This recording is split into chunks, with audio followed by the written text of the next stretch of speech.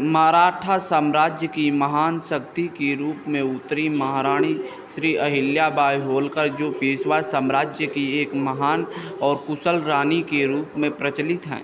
इन्होंने अपने साम्राज्य को विस्तारित तथा सुदृढ़ किया।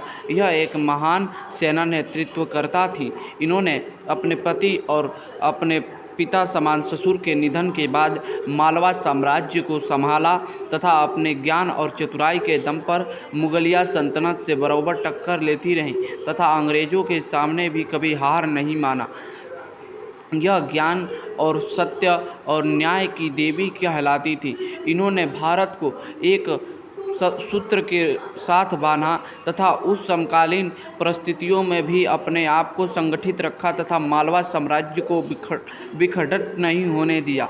यह परम शिव भक्त थी, जिन्होंने अपने सारे कार्यों को शिव को समर्पित करते हुए सारे संपूर्ण कार्य किए।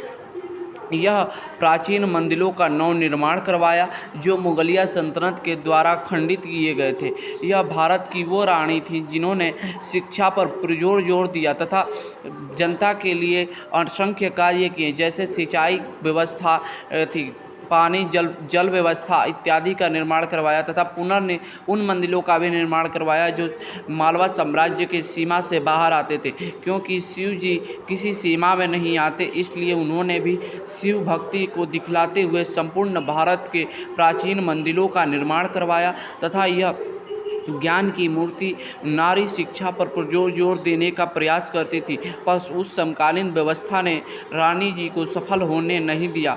रानी जी चाहती थी, महारानी श्री अहिल्याबाई चाहती थी कि संपूर्ण भारत में संपूर्ण नारियां शिक्षित हो और भारत को संभाले तथा ज्ञान को प्रकाशित करे। माता अहिल्याबाई यह भली भांति जानती थी, एक पुरुष शिक्षित होता है तो एक छोटा सा समाज शिक्षित होता है, पर एक महिला शिक्षित होती है तो संपूर्ण संसार और समाज दोनों शिक्षित होते हैं। वह नारियों को शिक्षित करना चाहती थी तथा भारत को संगठित रखना चाहती थी। और सभी जानते हैं कि जिस सभ्यता की नारियां शिक्षित होती हैं वह सभ्यता लंबे समय तक चलता है।